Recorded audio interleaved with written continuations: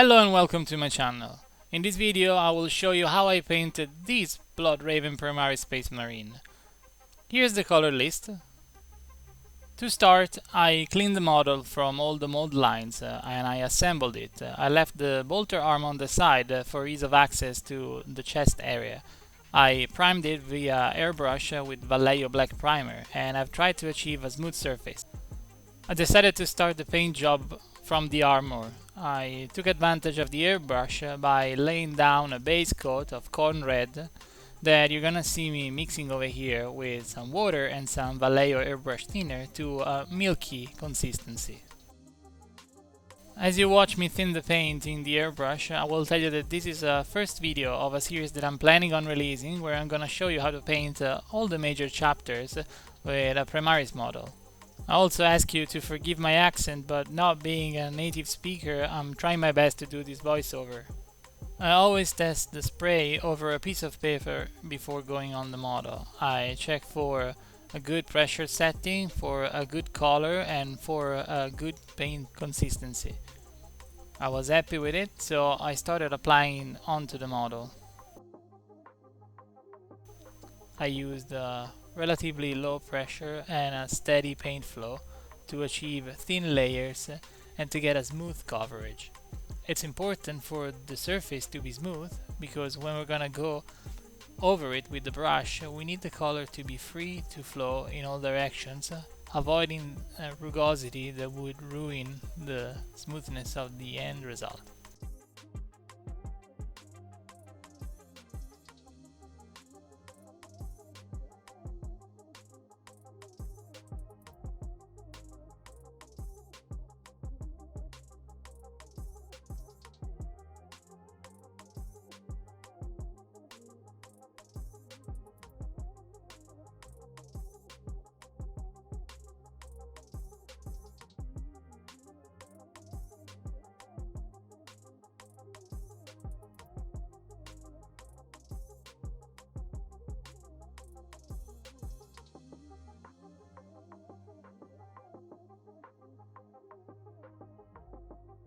After a few layers, I put the airbrush away, let the model dry and checked the result.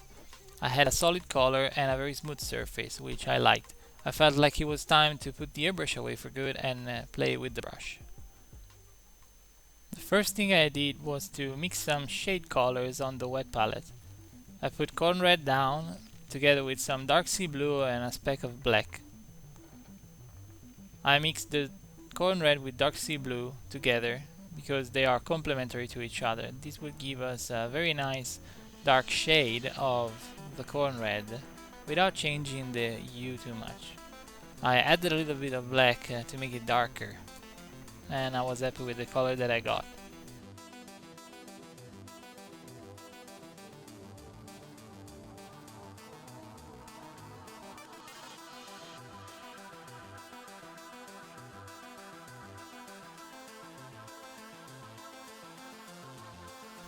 I started applying the dark tone on the model.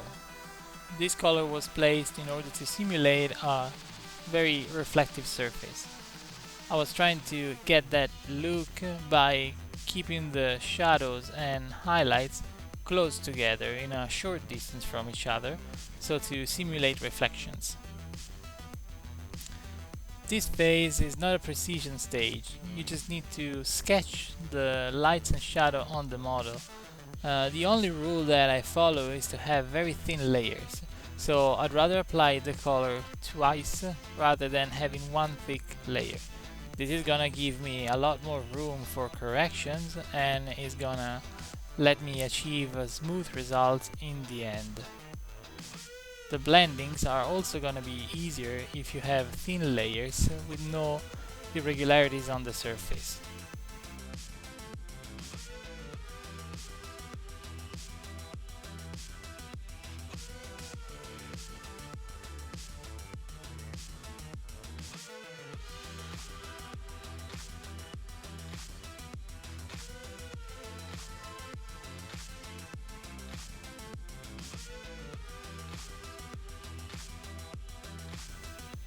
Once I was done with the shadow color, I checked the result.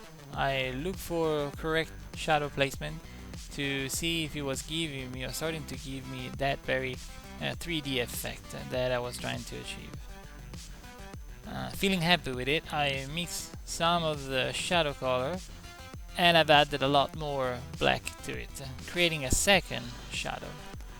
The point here is that painting red, I prefer to go towards the darker side instead of the highlights because I don't want to change the model too much towards the pink or the orange. With red I prefer to build the contrast via saturation rather than lights and shadows.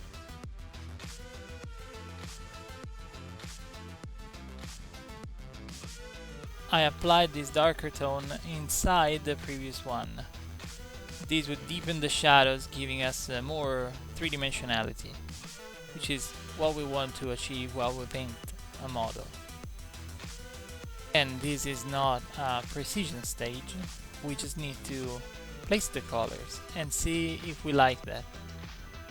We need to keep thin layers, not to build up the surface, but we don't need to be extremely precise about it. We are subject to doing mistakes in this phase. We might place a shadow or a highlight in an area where we actually don't want to have it in the end. So if we spent a lot of time trying to blend the tones together so early, we might find ourselves wasting that time once we cover it up with some base color to start over because we misplaced it.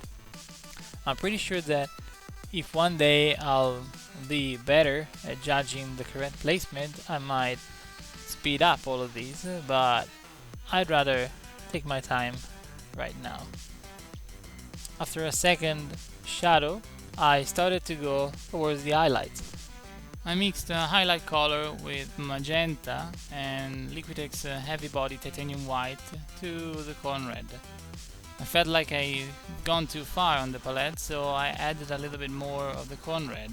So I've already found myself with two highlight colors.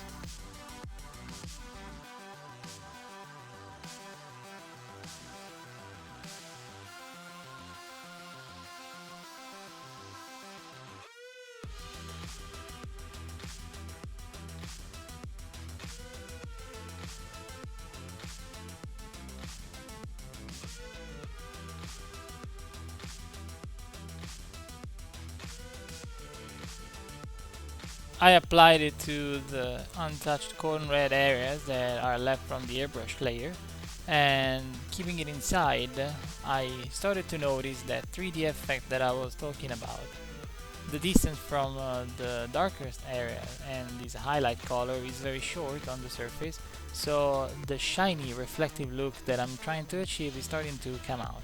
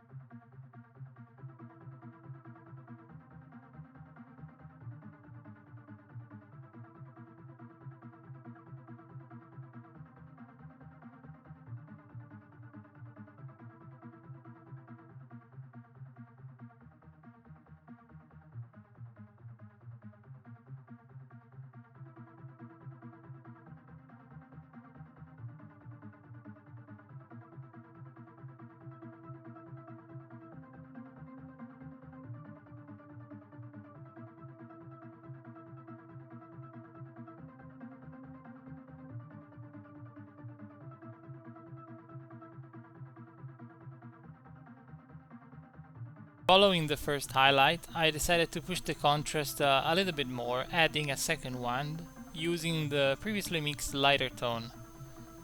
I placed this lighter highlight color inside the first highlight layer.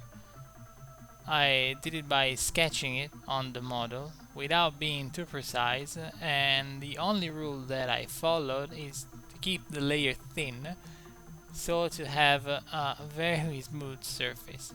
This is a key point if you want to achieve a smooth blending in the end, because if you have irregularities on the surface, you won't be able to allow the paint to flow smoothly over the surface. You will have irregularities and deposits and spots, and it's gonna be very difficult to blend all the colors together.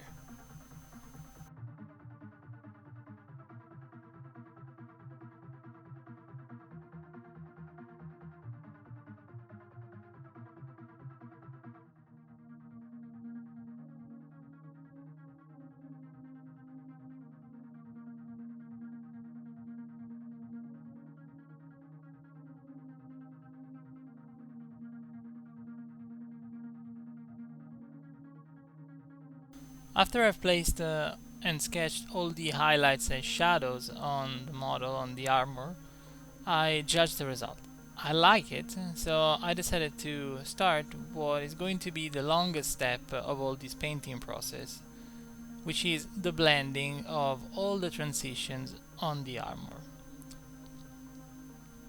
To smooth out the transitions, what I do is to put some of the base color on the brush, very thin base color, and I apply a very little quantity over the area in between the light and shadows, pushing the pigments from the light to the center and from the shadows to the center as well. It's like a wave motion, trying to push the pigments of the base color that you have on the brush, expanding the central portion of it, of the transition, where the base color is gonna be expanded. You can see on the video what I'm doing is basically going back and forth over the edges where the lights and shadows are touching, increasing the presence of the base color, filtering using the transparency of the acrylic paint to smooth out the transitions. If you find that even the jump from the base color to one of the two sides, light or shadow, is too strong, you can just simply do the same process with either the first highlight or the first shadow color. But this time, instead of being centering the wave over the base color, you center it on the edge between the base color and the highlight, or the base color and the shadow. It's gonna take time, it's gonna take practice, but in the end, this is to me the best way to get in control of your transitions in between layers. In this sped up portion, you can see the whole process on one of the backpack assembly parts, one of those exhaust things. And you can see how I just pick the corn red and paint it on the edge of the highlighted area, and smoothing it out, pushing the pigments towards the center of it. Exactly what I've described before. So enjoy!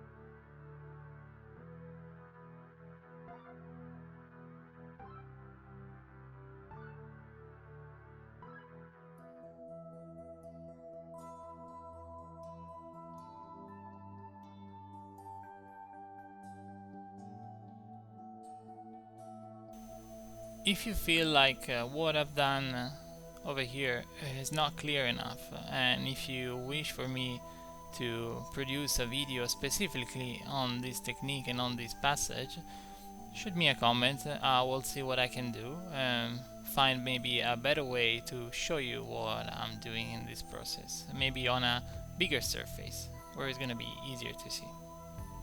After all the blending was done, it was time for me to place extreme highlights on the model. Extreme highlights are placed by using basically very light tone of the highlight color, almost white. You place very thin lines and very thin dots in the very edges and in the corners where light would naturally reflect a lot more because of the roundness and the sharp edge to the viewer. This is gonna increase that effect that I'm trying to achieve of a very reflective surface. The key here is to have thin lines with very bright highlights. They need to be very small. This is also a very fun part of the paint job to me, because after all that tedious blending, you finally get to really push the contrast and really get that 3D feeling and end result that you've been trying to achieve all along. So it's very satisfying from a painter point of view.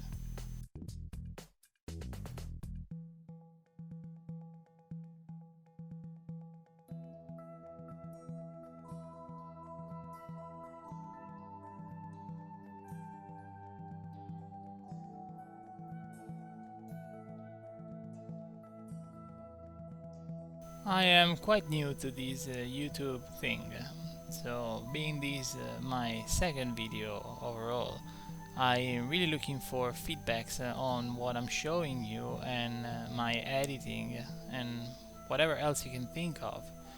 If you write in the comments what you feel, and if you tell me what I could improve while producing this, I'll be more than happy to try to satisfy your needs.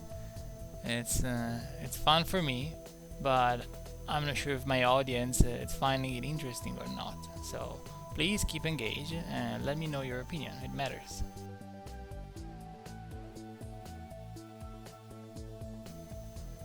So I've placed all the highlights and I like the result. The armor felt very shiny to me. So at this stage I like to block out all the areas that are not gonna be red in the end. So I use flat black and painted out all those areas that in fact are not going to be red. This is gonna allow me to judge the lights and shadow placement on the armor a little bit better, and it's gonna clean the view to better appreciate the rest of the model and understand what colors to apply in which shade. This is not necessary, but I find it extremely helpful. As you can see, the model is looking different now that all the areas that need to be of a different color are black. Speaking of black, this is what I'm gonna paint next. I'm gonna pick all the areas that I want to have a black finish in the end and paint them with a base color that is not going to be black, but almost. It's gonna be a mix of black, counter blue and Sothic green. Very dark tone as a foundation, so over the black that I've just laid down, I'm gonna paint a solid layer of this paint. This is gonna be done on all the bits and pieces on the belt, on the chest eagle, and on the left knee pad. And I applied this base color on the bolter as well. I mixed a highlight for the black, adding more of the Sothic green and the counter blue to the mix, and I added a little bit of white too.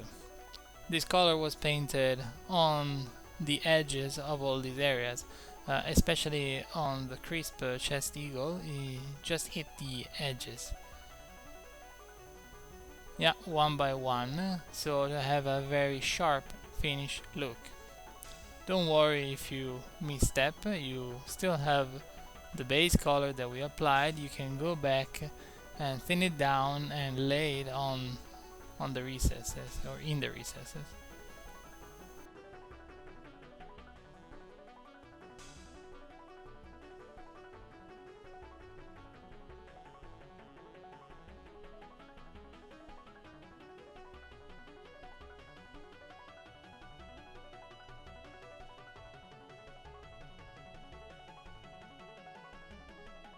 The first highlight, I move to a second highlight. The second highlight is done by adding more white to the mix and reducing the area that you cover. You could do a little bit of wet blending at this point. This is what I did on the knee pad to quickly make a transition. In this case, I don't need to judge the light and shadow placement because it's fairly easy to understand where you want them. So using wet blending or a loaded brush technique trademarked by Ben Comet, you can just do a quick and easy transition without basically any wasted time over it. Now for the other black details on the belt, since they are a kind of leatherish looking material, I applied brown wash. I used All Red from Vallejo.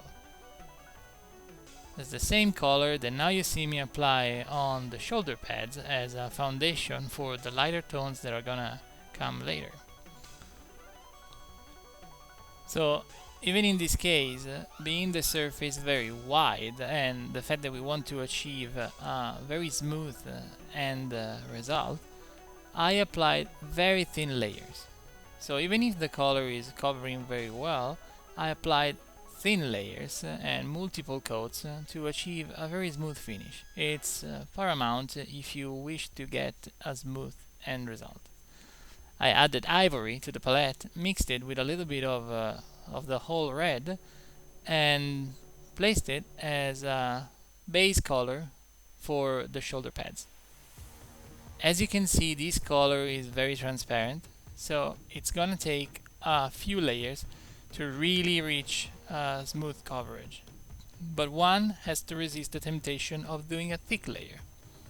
So in the end, it's going to take us a few layers. In fact, it took me about 4 layers before reaching that solid look that I was aiming for. The secret here to keep the surface very smooth is also to allow the paint to dry. After you've applied a layer, it's not gonna look nice, but you need to give it time to dry. If you keep on touching the surface, all the dried out particles that are not fixed to the model yet are gonna move and are gonna create a rusty surface type, which is not gonna allow you to blend the colors later. So as you can see, after a few layers, I applied a lighter tone, adding more ivory to the mix, to the forward part of the shoulder pads, and now I'm applying a darker tone, adding more whole red and a little bit of black to the backward side of the shoulder pads. The transition is not looking smooth at the moment. I'm just sketching the lights and shadows on the shoulder pads like I did with the armor. The difference here is that the surface is depicted as to be not as reflective as the armor, so it's all gonna be very smooth, very round, and the light is gonna appear to be very diffused from the surface. Here you can see the second shadow placement, adding a little bit of black to the shadow mix and not being very precise at all. I'm just sketching it over the shoulder pads. Now it comes the blending, following the same rule that I use for the armor. I'm just mixing a little bit of the base color, but because of the transition here are wider apart, I just need to apply the blending to each individual jump in tone, so to have a very smooth and clean finish over all the shoulder pads. I'm willing to accept a little bit of imprecision in this transition because I'm gonna do a freehand later. Now I'm using metal colors, applying gun gray over all the metallic areas. Flat layer. Very nice coverage for this paint, so no big secret around it. The only thing is that I switch brush. I'm never using the same brush for metallic and non-metallic paints because I don't want to have any flakes on the regular paints. I'm also changing the water, and I'm changing the palette, as you can see. After a first layer, I'm profiling and edging out with black ink, game color from Vallejo, all these metallic areas. Now I'm using mithril silver from the whole Citadel line to edge highlight these metallic areas. And I'm also kind of dry brushing it a little bit over some flat surface to create a smoother transition, as I do on the main casing of the bolter and on some bits of the power pack. You can see the metallic result. Now it's time to do the freehand symbol. For the Blood Raven chapter symbol, I would say it's a very complex one, so I use black ink, thin down black ink, and a very thin brush. The secret for me is to simplify the symbol to basic geometric shapes. So I first draw a line, vertical line, halfway through the shoulder pads, added a little bit of triangle at the bottom in the center of the tail, and then try to draw upwards triangle to sketch out the wing shape. Basically, as for all the symbols, even if they are very complex, they can be broken down to simple shapes that you can fairly easily paint on the model. The fact that we have a round surface is not making things easy on us, and the fact that I'm trying to film all of these while doing it, it's making it even harder. I decided to go for a less crisp look and more of a sketched out or like hand painted on the shoulder pad look for the chapter symbol. I try to be symmetrical, and I try to be as clean as possible. Once I was happy with the raven symbol, I painted the red blood drop in the middle of it with some corn red. Happy with the end result of the freehand, it was time for me to paint some special effects on the model with UV paint. I decided to mix acid green pigments from Forge Monkey with some Vallejo fluorescent paint from their model color line and some glazing medium. Doing this mix will give me a very thick paint that I could apply to a solid layer where I wish to get this glowing effect. Specifically, I wanted to do that on the eyes and on the bolter lenses. So I'm sorry my head is in the way, but it was a very small dot of paint that I had to apply. So this is a signature technique that I'm trying to master. I'm still exploring it, but here's the end result. Overall, I'm feeling very happy with how these first Primaris turned out. I will be more than happy to do a few other ones, up for you to decide which chapter is next.